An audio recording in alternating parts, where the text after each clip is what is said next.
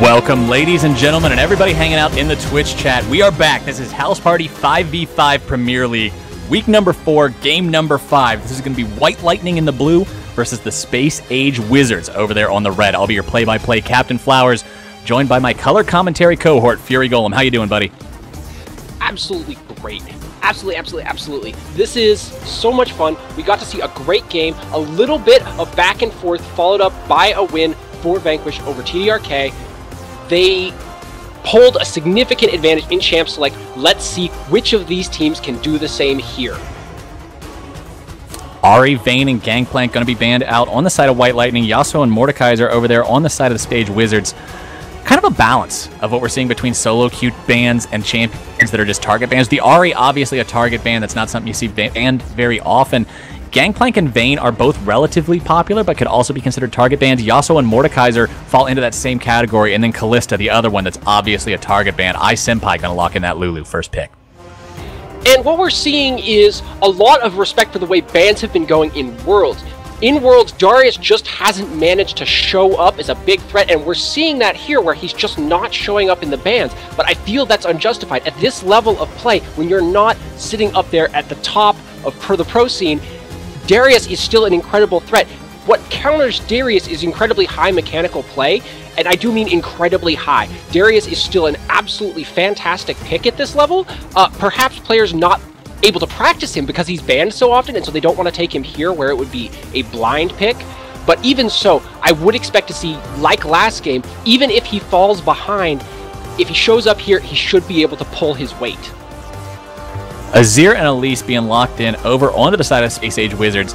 Azir is a champion who you continue to mostly see in the competitive scene simply because he's so powerful in terms of scaling. He's a champion who's been nerfed multiple times to the point where he's not really that solo queue staple anymore, and solo queue is more about just playing snowbally stuff that you feel like you can win the game 1v5 with. But Azir's a wonderful champion if you've got a team that knows how to play with him, knows how to protect him until that late game, and it's a champion that I'm always excited to see how well the individual player uses him simply because of the fact that he's such a heaven or hell pick. Especially in these team games where you know how to work around his ult. You can potentially see, and I would even put Azir as my #1 pick if your mechanics are absolutely flawless. He is the #1 champion if you can pull up all of his stuff for putting out damage, being defensive, survival, kill, everything you could want. But you have to be able to play him perfectly. We'll see here if this team can pull him out properly, especially against what he's coming up against. Lulu, Gragas, and Braum, all excellent lockdown and protection champions. They're going to need some very high damage picks coming out next to support those. I see White Lightning definitely going for a hyper carry pick here. The Kog'Maw is what I'm fully expecting to see picked as this 4th or 5th. You've got the Lulu, you've got the Gragas, you've got the Braum. It's like a checklist for a Protect the Kog'Maw comp, and they're checking off every single thing. It's going to have to be at least some kind of hyper carry, if not the Kog'Maw exactly. I really want to see if that is what they pick up. Tristana and Thresh locked in over onto the side of Space Age Wizards, just a general all-around powerful team comp for them. But I'm really curious as to what White Lightning is going to round out this squad with. They've got such great disengage and protect so far. They really do. But White Lightning hasn't picked any of their really core champions yet. That's wrong. They haven't picked the champions that are going to define how their other picks have worked out. Lulu, Gragas, and Braum can go either way, and now they're going to decide whether they're an engage comp, a re-engage comp, or a peel comp based on what they pull in next. If they pull in something like an Orianna and a Jinx, you're going to have a much more aggressive playstyle, whereas if they pull off a Kog'Maw and there you go, the Orianna and the Jinx, much more aggressive. They're going to be going in, they're going to try and take the kills, take the team fights, and take the game off of that, which is a questionable decision based on the knowledge that they're going up against Thresh and Azir, both very, very good disengaged champions. And all of the engage coming in from White Lightning is much softer. It's not a Malphite ult, it's not a Volibear. It all requires that everyone work together to be able to get in there and pull it off. So they're going to have to play together as a team very, very well to work around this spot that they put themselves in. Gnar going to be hovered over onto the side of Space Age Wizards.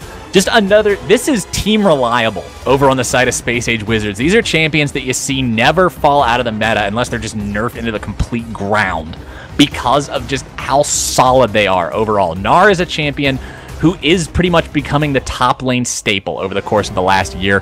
Even if he falls out of favor in solo queue, he just always stays there in competitive play due to how much he offers to the team. Thresh is the same thing on the support role. Elise, just one of those jack-of-all-trades junglers, sort of like what you see in a Lee Sin or like in a Rek'Sai or something similar. A powerful early-game jungler with CC that scales moderately and okay enough into the late game. And then Tristana, solid AD carry. Once again, you got disengage, you got scaling. And then the Azir. Just all around a well-rounded team comp of solid champions. But over on the blue side, a lot more combo potential, I would say, through this Orianna, through this Gragas, through this Braum, and Lulu there to keep Kurstina alive. White Lightning definitely going for much more of a wombo combo. I would disagree a little bit. The one change here in all of these teams that I see that is not just a staple pick is actually the Elise. People don't quite know where to go with her yet. Do you take the Runeglaive? Do you take the Cinderhulk? Both ways are currently considered viable, but I feel like eventually we're going to see one of those come out on top. In this particular case, you're looking at what I think is coming to be one of the top junglers in the game. You're seeing her banned out at the very top in Worlds because she is able to use their mechanical proficiency very, very well. In a more middle area like this, where you're below the pros but above most other players, you're going to see her come out a lot as a very, very strong pick, but not quite so dominant as she is in those top tier games at Worlds. We saw the Gragas last game. We're going to see it again this game. It's such a powerful champion pick that, again, it's another one that's lost some popularity in solo queue recently due to nerfs, but it's a champion that just always has so much built into his kit that you really can't ever actually take him off the table in competitive play just because of what he's able to do for a team. It's engage, it's disengage, it's zone control. There's so much he can do, and there's so much he can contribute that, especially if Kurstina, this is again one of those team comps that if that AD carry can get ahead and be a huge threat, they've got a lot of peel and a lot of protection to make sure that she carries. Everything in Gragas' kit is useful all of the time, which is what makes him so amazing despite his relatively low numbers and low scaling in terms of the ability to buy ability power or whatever to upgrade him into the later game. He does have to pretty much just buy tank, but so much of what he brings is utility. The stuns, the maneuverability, the ability to knock people back into his own team or away from his team, and absolutely pairing him up with a Jinx who's already got a Braum for peel. But that means that Kurstina is going to have to nail it this game. That player cannot fall behind, or his whole team is going to be drastically lacking in damage. We will see who ends up coming out on top. Will it be those stable meta picks over onto the side of the Space Age Wizards? Will it be the bit more combo dependent, going for that Wombo over onto the side of White Lightning? We will see. This is going to be a hell of a game. Stay right there. You don't want to miss it. Once we get back from the loading screen, we'll be jumping right in.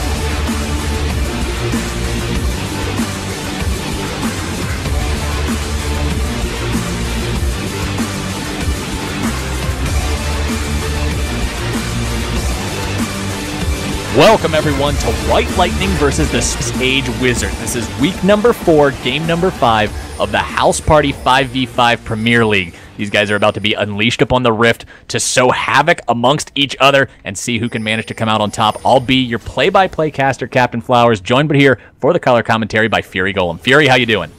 Fantastic, as always. Love this game. Love all of these champion picks. We aren't seeing anything particularly adventurous. A wombo combo comp versus a strong pick comp.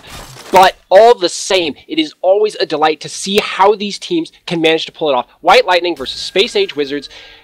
Which of these guys can make it work? And we're seeing the double invade, but one of them gets spotted out and the other does not.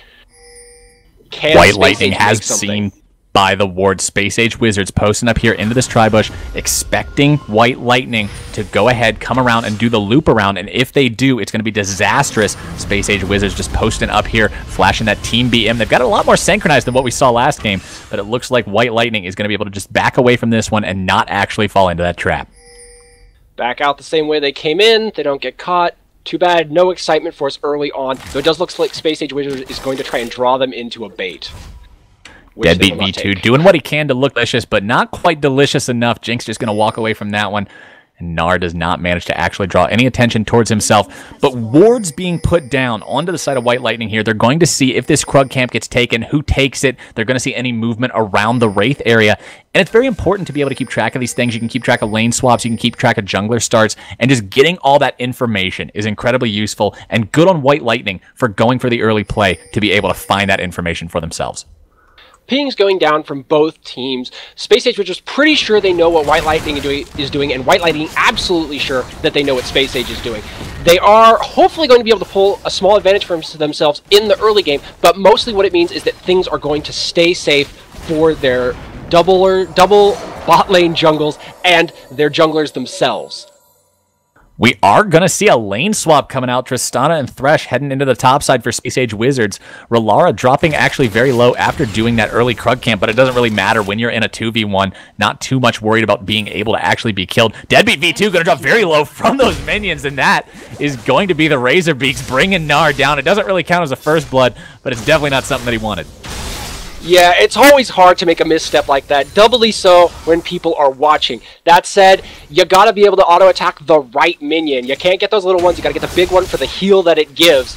And unfortunately, that is going to put him very much behind in this lane swap. Still, 1v1 here into the mid lane. Hobbs and In- both taken very low. Orianna being able to drop the ball to keep herself safe, but Azir wanting to be able to find that damage. 3 now. Chickstig LP, Simkev, iSimpai, all looking to steal this blue buff away from Space Age Wizards, as we're seeing a lot of early jungle action in this game.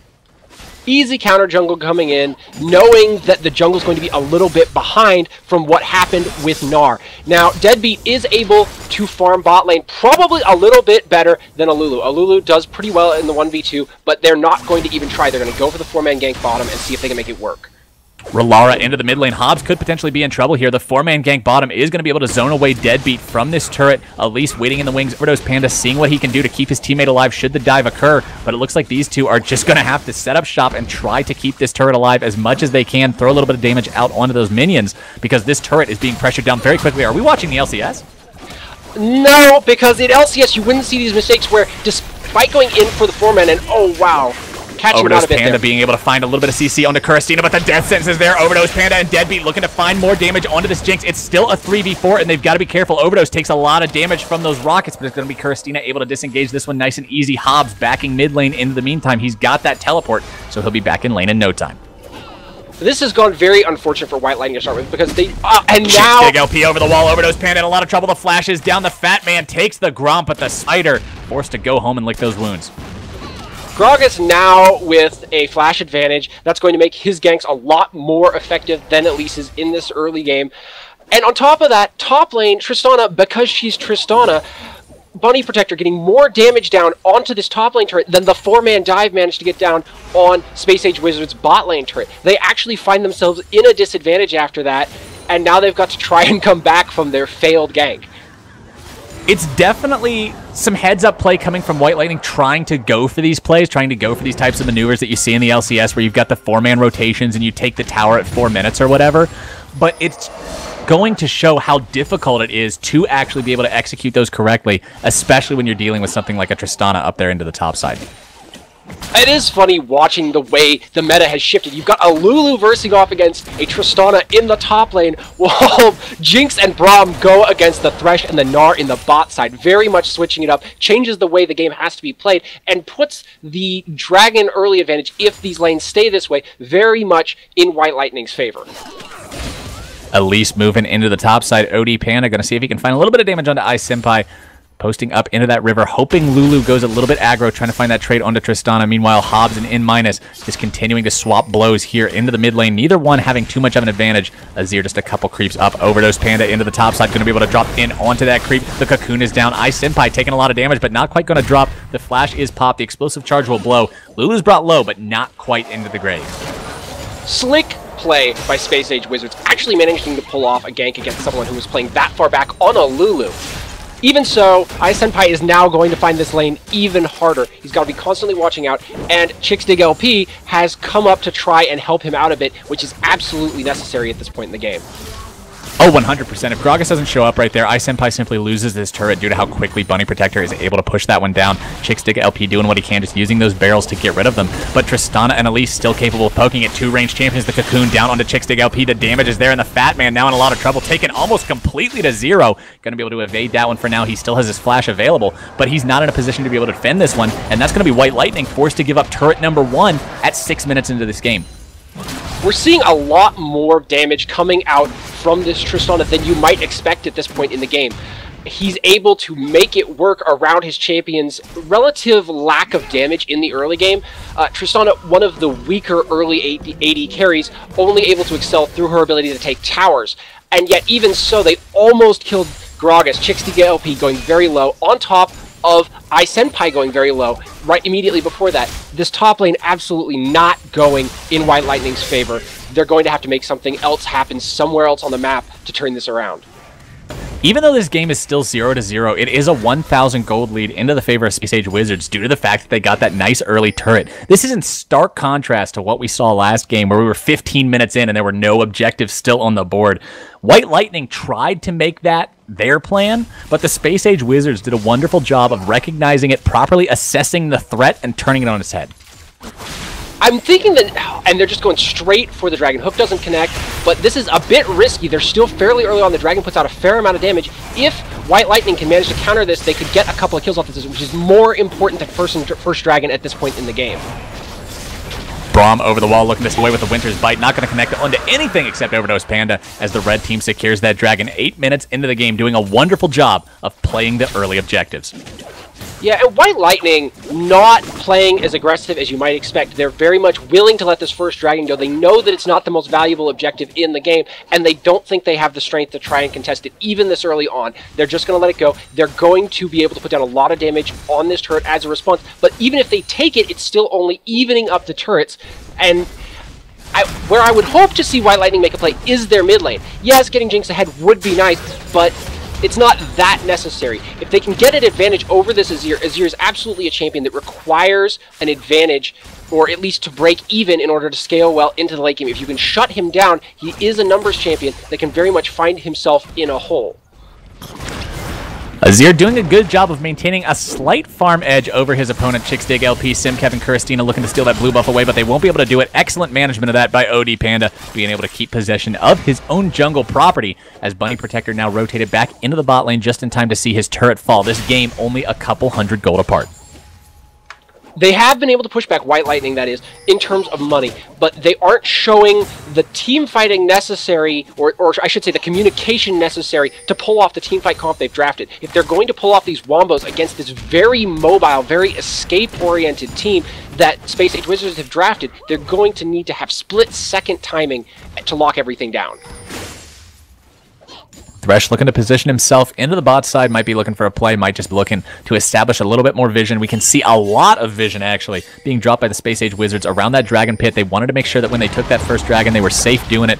Ping's coming out here off to the backside of that pit. Not going to be able to find anything for either side, but it is the Space Age Wizards looking for that aggressive positioning. They've got the Thresh Roam, they've got the Elise, and they want to be able to use it.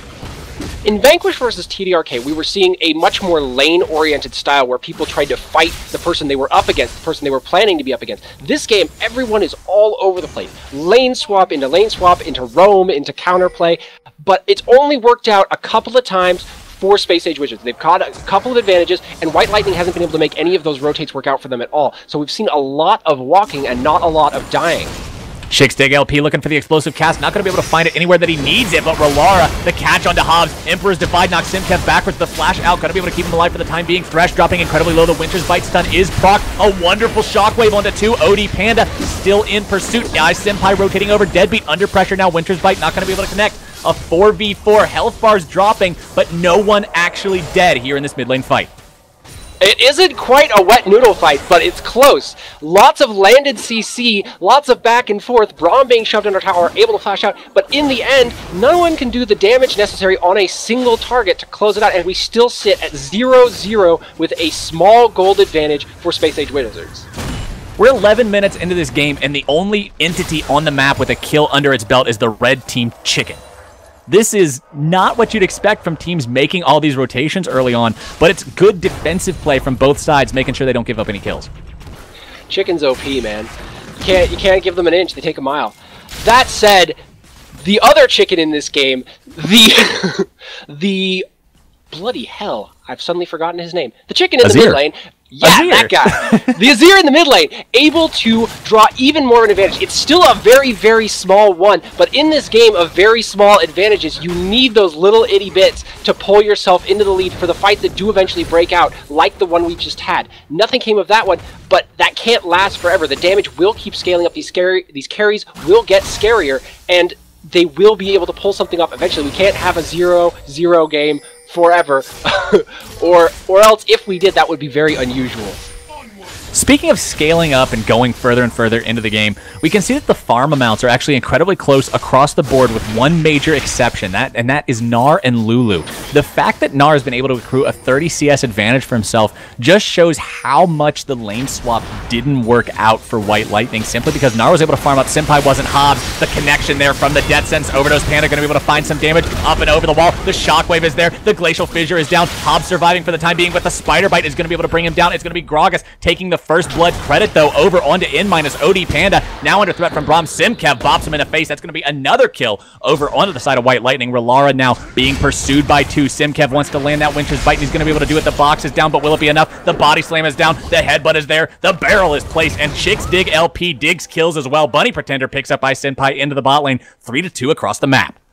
That was something that should have opened the game up. We got 5 kills in a very short space of time, but now the gold is dead even.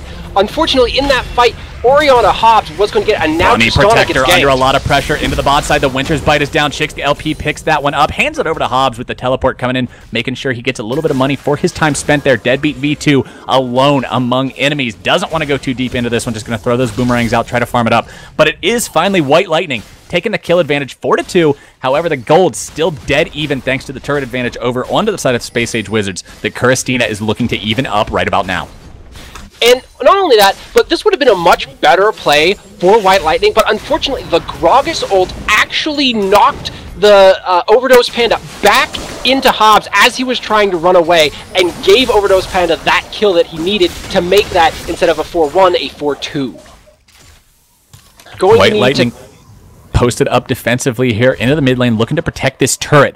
They have to be able to find a way to deal with this Azir as the game goes on. The range of that champion is something that cannot be underestimated, and it's something that's going to be on Dig LP to be able to slide in there, throw a cask, knock him out of position, and force him to use some of those skills defensively in a non-optimal way. Otherwise, he's just going to be able to kite around, try to use that zone control in that range to effectively deal with these threats here onto the side of White Lightning.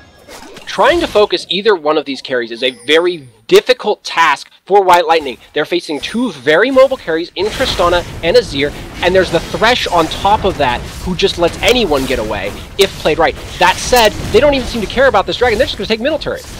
Dragon number 2 spawns, and Dragon number 2 dies. The second one of the game going over to this red side. Space Age Wizards now going to lose their middle turret. 3-2 now, the turret count. White Lightning finally finds that advantage for themselves. They're up 1,500 gold, but they're down 2 drags. They've got to be aware of the fact, at least in the back of their minds, on that very back burner, that aspect could be a possibility if they continue this trend, and it's going to have to be something that they answer at some point or another.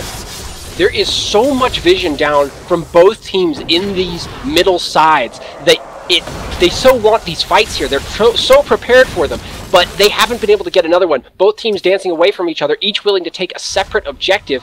And now White Lightning finds themselves with a decent lead, and unfortunately for Space Age Wizards, Dragon just isn't worth that much anymore. White Lightning very much taking their cues from the World Championship, realizing that it's just not that important to grab that Dragon as an early objective.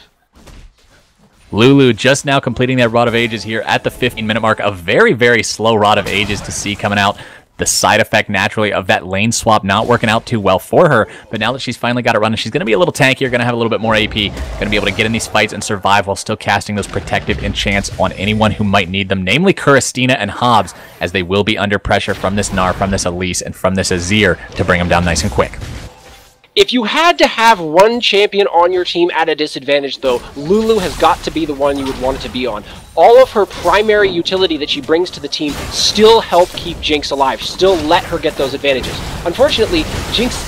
Chicks dig LP into the middle of everyone. The death sentence down. The explosive cask is there. Overdose Panda drops incredibly low, but the Fat Man is joining her. The ball's into the middle of everyone. The Super Mega Death Rocket picks up OD Panda. Bunny Protector now under threat from the turret. Simstep working to see what he can do. Chicks dig LP going to be able to find that kill onto Tristana. It's a 2 for 0 so far. White Lightning takes command of the fight. Kuristina with the flash forward. Needs more rockets. Can she get the kill? The answer is yes. It's another kill. A double kill onto Kuristina. A 4 for 0. A 4 for 1, excuse me. Braum did die in the exchange, but Kuristina comes up big, finds the damage, finds the reset, and this is going to be White Lightning looking to find more.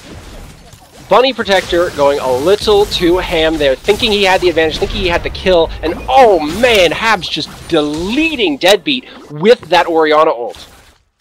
Wonderful play coming out from Hobbs. You've got to respect the Orianna. It's something that we see time and time again in these games. Players don't quite always fully understand exactly how much damage that ball is going to do, and it ends up biting you sometimes. And he hasn't built any defensive items yet. He does have that Black Cleaver with his CS advantage, but that's not something that's going to keep you alive. And White Lightning has demonstrated the ability so far to really make these team fights go in their favor. It's still a bit of a wet noodle fight between these teams with so much tank, with so much utility, with so much shield and escapes coming out from both sides that for a while still nobody went down, but they're lasting longer. These ults are able to pull out the advantage, and teams getting frustrated with not being able to, specifically Space Age Wizards, being frustrated with not being able to get kills, they go in too aggressively and get punished for it. Now we're looking at 9-3 and a very, very hefty 4.3k gold lead for Team White Lightning, which should be able to let them deal with the next dragon in a decisive manner, get that dragon stacking off the board, unless they decide that even the third dragon isn't worth that much and they still just want turrets in exchange. White Lightning finally in a position to be able to use this gold lead to really set advantages for themselves. 1.5 is enough to actually give you an edge, but 4,500, what they're staring at now, is exactly what you need to actually be able to force the enemy to reconsider the fights they're taking and actually have to play around objectives, make the enemy dive. They have to play on their back foot now, and it's going to be something the White Lightning needs to use to their advantage to continue to pressure and continue to keep this Azir and this Tristana down. And White Lightning absolutely has a comp for sieging. They've got the Jinx, putting out all that damage at range, the Braum to keep her safe, and if you engage on them, Lulu and Orianna will absolutely wreck your day. It's going to be very, very difficult for a defense to come out here from Space Age Wizards if White Lightning decides to make an issue of these towers. White Lightning starting to put up more and more wards into the Wizards' jungle. Going to make sure they catch them for those rotations and punish them if they can. They know that one solid catch, provided they lose nothing in response, is going to mean that they're able to siege up another one of these turrets. And both of the AD carries in this game, Fury, so adept at taking turrets down very quickly. And Azir also pretty good at that himself.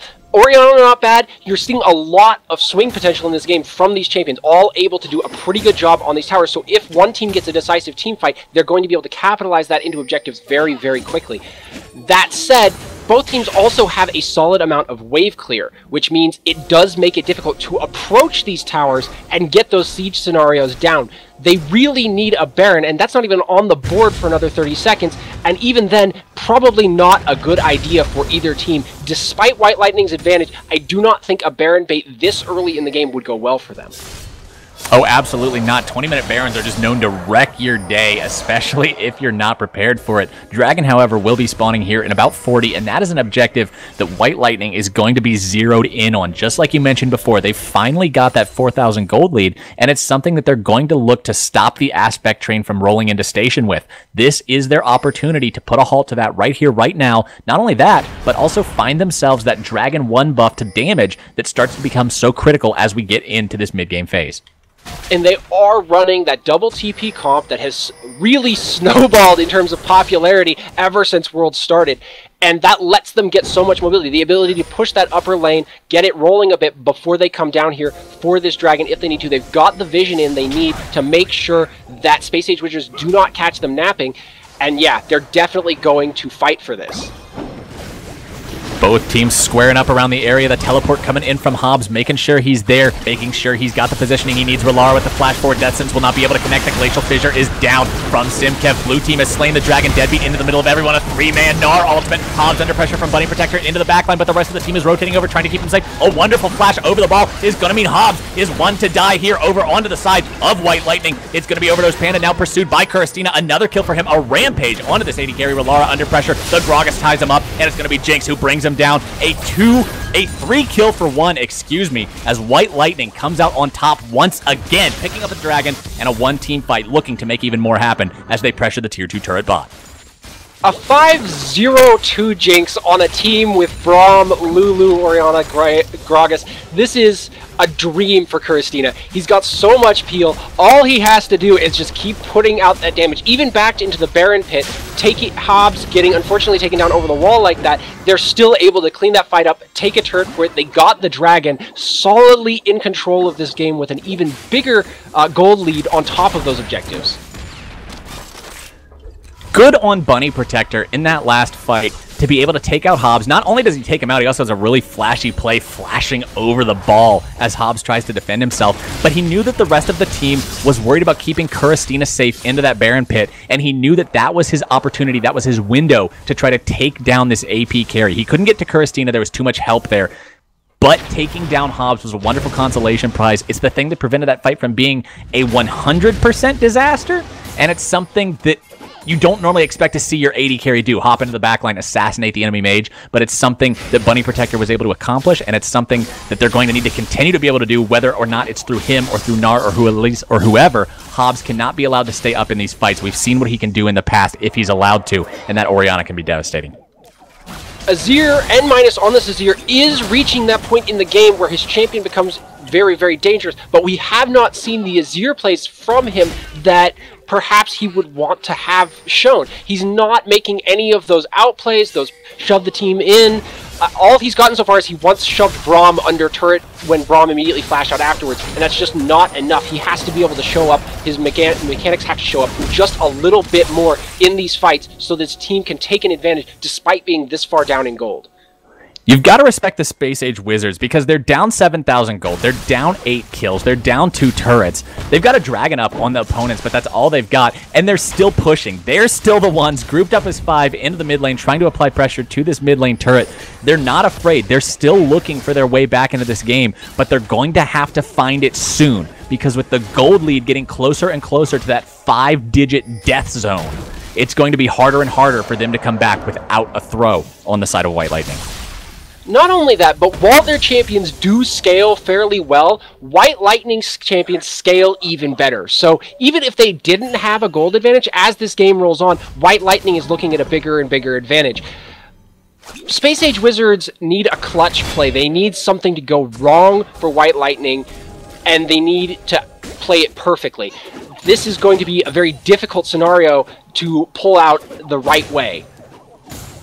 Absolutely, it's going to be on them to be able to find that situation, or if not find it, they need to set it up. In minus now under pressure. Chicks Dig LP going to be able to look for that explosive cast, but cannot quite find it. Instead, just saves the Emperor, Deadbeat, and Senpai into the bot lane, looking to just square off in that 1v1 scenario. Teleport is up on both of these top laners should a fight break out. However, Gnar just going to be able to back up for the time being. Wants to make sure he's there should the fight require him. The difference between having a Gnar ulti at the beginning of the fight or 3 seconds into the fight could be life and death for these teams. Death Sentence will not be able to connect onto the Gragas. Playing around that Gnar is always so crucial. But that said, Gnar has only a few items on himself. They're good items, but they're just not quite enough to make him the tank that he needs to be to survive until he Gnars out. He has to Gnar out before the fight and then get in there and make it count. And we just haven't quite seen that play come in for this team yet. They haven't been able to play around the bar as well as White Lightning has.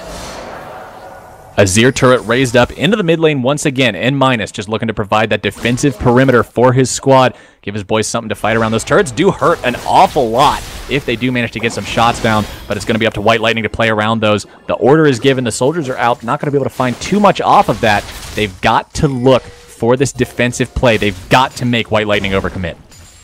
They've got the long-range Elise Cocoon, they've got the Thresh Hook.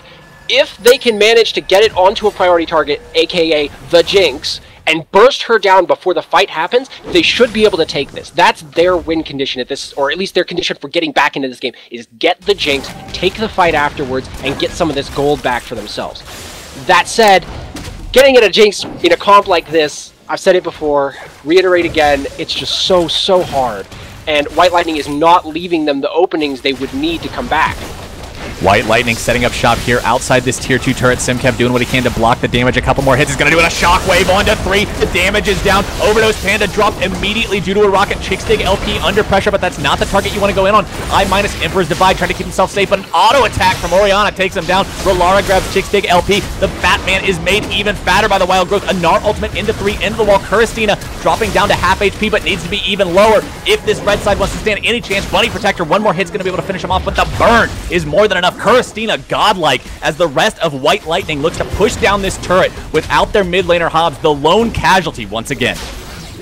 A slightly flubbed Gragas ult splits up the enemy team after Orianna gets such a perfect ultimate. So that fight goes a little bit sloppier than it should have, but even so, White Lightning able to clean it up. Space Age Wizards, they're just so behind at this point that even when their enemy messes up a bit, they're not able to capitalize on that and make it count for them.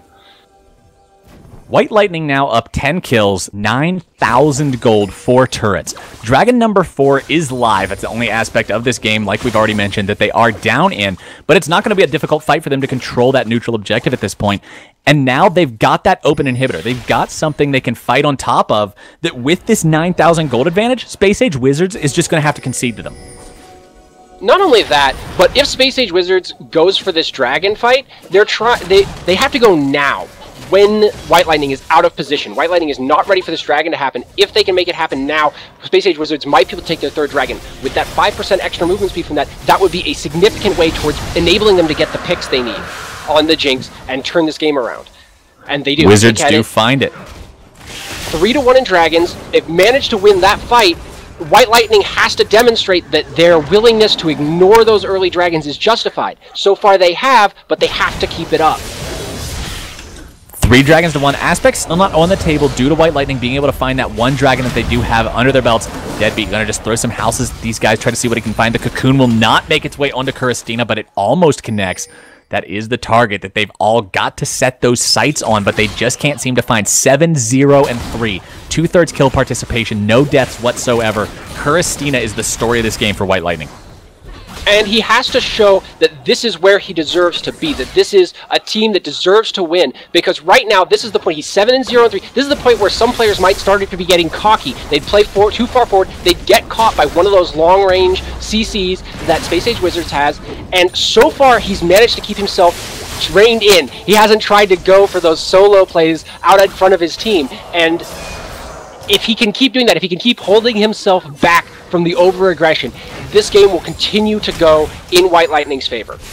White Lightning now pressuring topside. They want that open inhibitor. They know it's available to take. Senpai a little far behind. They need him closer to Kuristina should the engage come in from the Wizards. He's finally joined up, and it looks like this might be the fight that these guys are looking for. They don't have to fight under a turret. This is a clean 5v5 out in the open. However, they still do have to work around the walled area, and the fact that Azir is going to be able to control the area so much, they're going to need to look for a good pick. The turret is now raised in minus, doing what he can to continue that defensive perimeter. And the Gnar bar is almost up. If Space Age Wizards want to engage onto White Lightning, they'd have to get a really good catch right about now.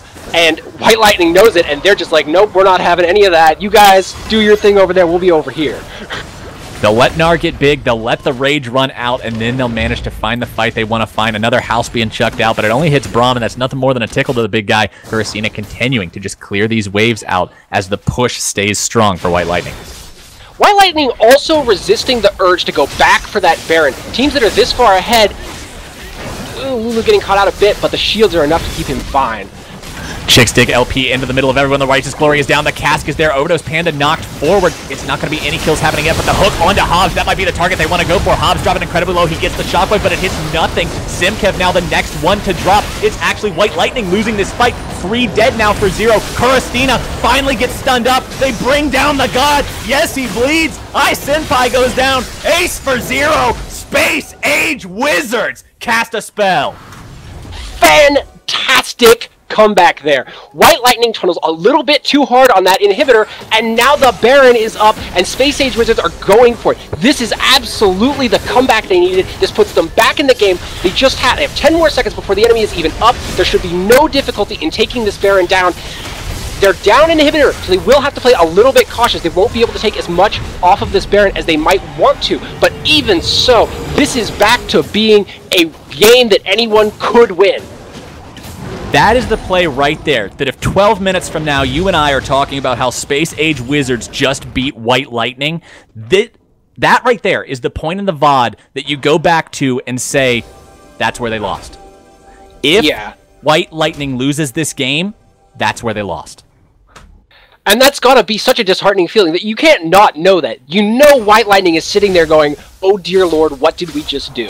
Now they have to come back from that. They have to think, okay, we're still ahead, calm, collected, play out the Baron buff, play smart, we've still got that advantage of the inhibitor, we've still got the gold advantage, we can't let this throw us. We can't let this make us make mistakes. If they start getting too aggressive, too eager to try and prove that they can come back and win this game even though they're already ahead, White Lightning could put themselves even farther in the hole. Jinx finally finds herself with a... She still doesn't have a last whisper, so the tankier these members on the Space Age Wizards get, the more they're going to be able to really negate that Jinx's pressure here early on into this game. They've got that push going on. It's Gnar just maintaining the integrity of the base, making sure that if a split push comes out, they're going to be able to stop it, while the remaining 4 members use the power of that Tristana to push down these mid lane turrets and find more global gold. What was a 10,000 gold deficit has closed the distance back to 4. And White Lightning caught sleeping. They lose 2 middle towers, tier 1 and tier 2, when really there was no need for that. Yeah, the first tier tower was a relatively easy take for Space Age Wizards because they have Baron, but they should not have taken that tier 2 so easily. White Lightning needs to pay a little bit more attention to where their opponents are on the map. White Lightning looking to steal away this blue buff, not going to be able to have that up onto the Azir. It is something that's very useful, very helpful on him, but being denied is not the end of the world. The rest of White Lightning now looking to push up into this bottom side. This is where you want to push for the next Baron to spawn. You want to have that pressure into the bottom lane, and that is exactly what Kurasina and the rest of the Lightning squad are looking to do, but they've got to be careful that they don't commit the same sin they did last time. They've got those super minions into the top lane. They need to wait for that pressure, wait for someone to clear, and then look to take their fight. And trying to clear these minion waves is very, very hard when the defending team has Baron up. It's not as useful in defense as offense, but it still makes it much, much harder to clear these waves. Makes players more inclined to blow some of their cooldowns on them, and that makes it easier for a counter engage off of the tower coming in with those extra little bit of stats that you get from Baron buff. White Lightning trying to just walk away from this when the Baron buff onto the side of the Space Age Wizards is almost dissipated. They want to wait for that to go if they can, but they might just be setting up the wall bait over this. If they can get somebody from the Space Age Wizards to walk in, that's going to be disastrous, but they do not fall for the trick, and it is going to be White Lightning able to take out Dragon number 2 for themselves, Dragon number 5 in the game, as Aspect still remains a distant dream for those Wizards. That was a really good call by Space Age Wizards. Good call by both teams. Figuring that Space Age Wizards did not have the vision in there to know that White Lightning was hiding behind the tower, and Space Age Wizards knowing that they didn't have that vision and realizing that it was only the second dragon for White Lightning and that they did not want to throw the game there. They've just got themselves back into it, and they're demonstrating a really commendable amount of caution, actually, knowing not to take those risks that would put them behind again. This is what you love to see. It's always terrible to see a team manage to win a fight like you saw the Space Age Wizards win, and then overcommit, try to stay for an inhibitor, get aced, and all of a sudden it doesn't mean anything. They're doing a wonderful job bringing themselves back into this game, and they must be dedicated to giving us one hell of a show, because this game was looking like it was just all about White Lightning wrapping it up, trying to clean up as much as they could and end this game quickly and cleanly. But now it's back to anyone's game. Yeah, the Wizards are still working from a deficit, but it's not something completely crippling. If they can find the damage onto Kuristina, they can win these fights. Earlier, when you said that this was looking like an LCS game, I said no. I'm changing my vote here. This is the kind of shot calling that you'd want to see. This is the kind of stuff, the back and forth, the ability to come back from those deficits, all of these rotations. Yeah, sure, maybe the mechanics aren't quite as on point as you'd want from an LCS team, but the shot calls are absolutely there. The willingness to take chances and the willingness to go for those small chinks in your enemy's armor is just so much fun to watch. Flash forward from Rolara. The Death Sentence will not connect, but more importantly, it takes Hobbs' flash. Hobbs has been dying in every single one of these fights. Whenever White Lightning loses only one man, that man is always Hobbs. They've got to try to keep him alive a little longer. The Death Sentence connects on the Simkev. That's not the target you want. The Glacial Fissure is down, but it connects onto no one whatsoever. That's a very important ultimate to not have available to use. Deadbeat has the Mega Gnar form. He has his flash, should he be able to find his way in there. And it's going to be the Space Age Wizards continuing to push. And there is no Zeeks coming out for either team. Both of these AD carries are on their own. Chickstig LP with the initiation. Rolara now into the middle of a very, very bad position. Chickstig LP dropping pretty low, but it's going to be the Orianna Ball finding its way onto Deadbeat. The Azir turret going to stop the chase, but that is a 1-for-0 pick coming out into the favor of White Lightning, looking to swoop around from this side, make a play happen in between these fallen turrets, the one of which has been resurrected by Azir. But White Lightning now has an open inhibitor. They have a path to it, and they're going to force that 5v4 fight. They've got a 20-second window. But by the time they get there, they have to clear out this wave, and by the time they get up there, Thresh is basically going to be back up. This is still a 5v5 fight for the inhibitor, and it's not nearly as convincingly on the side of White Lightning as it was before. They have to respect that. They have to take this a little bit slower, wait for themselves to get that pick. And while they are a very good disengaged team comp, they do not have the same capacity to get picks that Space Age Wizards do. Space Age Wizards have so much more like that right there. Not, unfortunately, in a position for his team to follow up, but even so, they don't have the same capacity to play and get a catch that Space Age Wizards do. Space Age Wizards is going to have to make a mistake, or else White Lightning is going to have to do something absolutely brilliant in order to crack this open again. Baron will be seen here in about 30 seconds. All inhibitors for both sides are fully functioning, ready to go. There's no extra map pressure being applied that's going to create some sort of next level threat that one team is forced to answer. So it's really going to be all about this next Baron. The dance is going to begin pretty soon. Gnar into the bot side, going to clear out as many of those minions as he can. Just get that wave pushing, make it so his team doesn't have to deal with it, as the rest of the Wizards position around the pit, look to clear out those wards and set up for what is going to be potentially the game-deciding fight.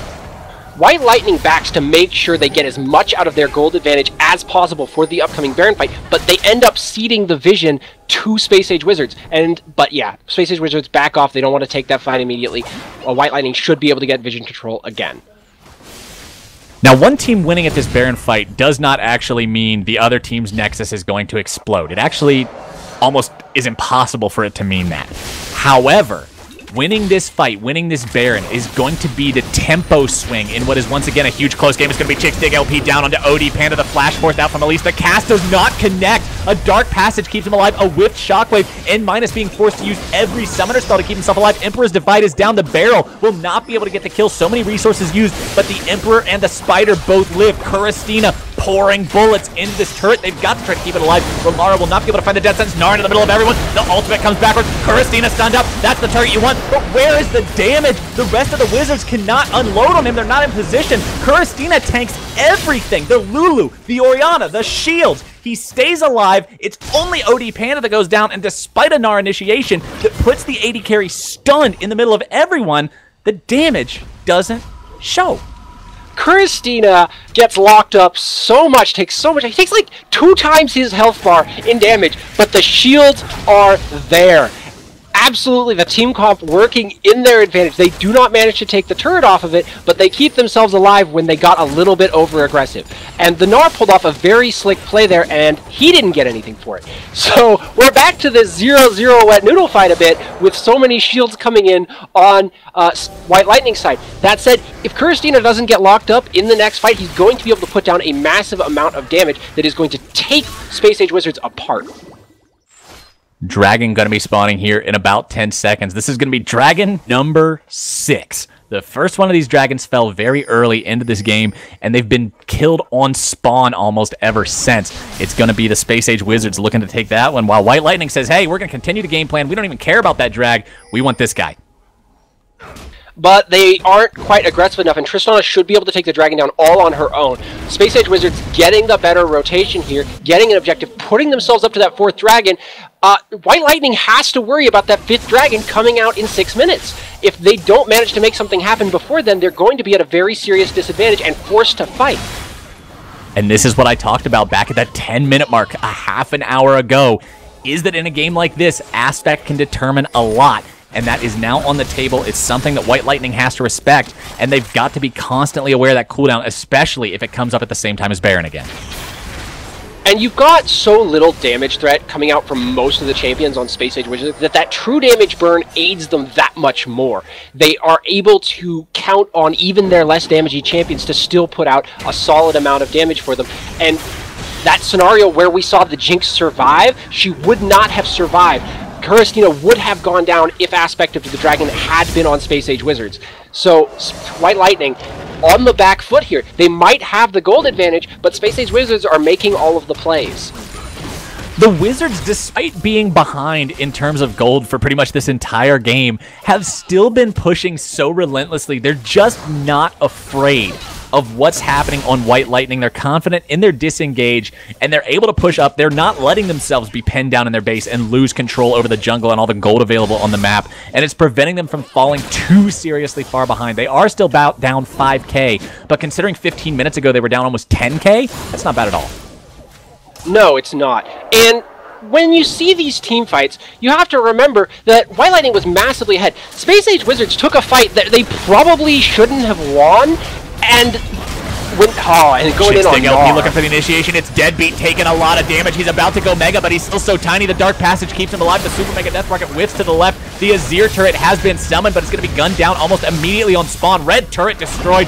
Kuristina taking those apart piece by piece. Overdose Panda eats a Winter's Bite. They need to heal Deadbeat up. He can't get into the middle of everyone with half a health bar. Death sends onto Ice Senpai Cocoon to follow it up, but Kuristina, rat-a-tat-tat, fire down that turret. OD Panda under a lot of pressure as he gets detonated. Chixdig LP wants Bunny Protector, not quite able to find him. Simkev under pressure from those soldiers. Chixdig LP eating auto attack after auto attack. Hobbs once again dropped low, but one inhibitor is down. Bunny Protector forward, going to be able to find the damage onto Hobbs, but it's not quite lethal. Ravara going to be able to find that hook onto Chixdig LP. Again, not the damage that they quite needed. One inhibitor down, one inhibitor exposed. Everyone on this White Lightning team still alive. 30 seconds on OD Panda. Relara with the flash forward. The Death Sense is there. The Shockwave onto multiple people. Chixdig LP takes Thresh down. It's going to be everybody on the Space Age Wizards now in full retreat. Deadbeat B2. He's going to have the Gnar. He's going to have the ultimate. He's going to have nothing. He's dead in the ground. Ice Senpai takes him down. That's going to be in minus now, having to run away from Kuristina, from the rest of this White Lightning squad. Inhibitor number 2 is going to fall, and White Lightning takes the reins back once again. Space Age Wizards have the advantage in terms of teamwork, but they don't have the team comp to back it up, and they don't have the gold to back it up. Their team comp is good, but it doesn't work together as well as White Lightning's. White Lightning, all of their champions working so well together that even though these Gragas ultimates keep saving enemy team members, it doesn't matter. They're still managing to win the fights, get the kills, and push down the objectives. Jig's so good at knocking down those turrets, those inhibitors, and now so good at knocking down Baron. I don't think Space Age Wizards are going to get here in time. White Lightning takes it for free. The Wizards looking to stop it, but can't quite hustle fast enough. Going to be forced to walk away from that one. Hobbs with a disrespect Zonia. Just going to show him how nice he looks in gold and walk away from that one. Bottom lane inhibitor, the last remaining wall to crack here for White Lightning. These aggressive plays by Space Age Wizards, it's so good to see them still willing to fight when they're down, but sometimes, or even often, that goes wrong. Being willing to fight when you're down is taking the only percentage play that makes any sense, even though it's very low percent, but that means that sometimes you're going to lose. Often you're going to lose, and when you do lose, you lose so much. 2 inhibitors down, and Baron for White Lightning. White Lightning should have a very, very easy job pushing up this bottom lane. They don't have to force it. They just wait for those super minions to push in. There isn't enough wave clear to wave clear Baron to minions and 2 waves of supers. This should be game unless White Lightning messes up very, very badly. That said, they've already done it once. Can Space Age Wizards bring it back a second time? They are going to have to throw just as hard as they did the last time. We're going to see if it is a repeat of that. They're looking to siege up outside this final turret. It's going to be another hook onto Simkev, but that's not a target that you care about. It's got to be Kuristina. Hobbs has that Zonias now, so he's not even a viable target, but that Jinx pouring the damage out. Inhibitor number 3 is going to drop, and now it's just all about keeping up appearances, walking back and forth, waiting for those minions to hit the turrets in time for you to be able to siege them up and take them down. Deadbeat and Overdose Panda looking to make something out of this. The chase is on. Can the Wizards find anything